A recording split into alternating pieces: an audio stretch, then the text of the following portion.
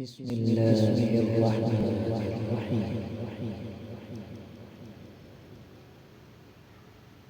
يا أيها الذين آمنوا لا تكونوا كالذين آذوا موسى فبرأه الله مما قالوا وكان عند الله وجيها. يا أيها الذين آمنوا اتقوا الله وقولوا قولا سديدا يصلح لكم أعمالكم ويغفر لكم ذنوبكم ومن يطع الله ورسوله فقد فاز فوزا عظيما. إنا عرضنا الأمانة على السماوات والأرض والجبال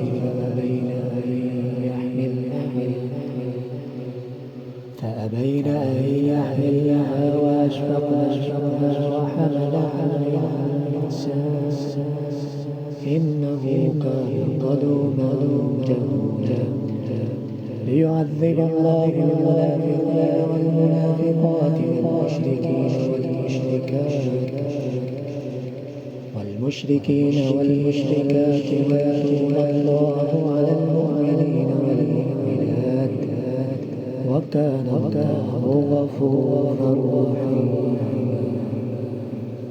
صدق الله العظيم.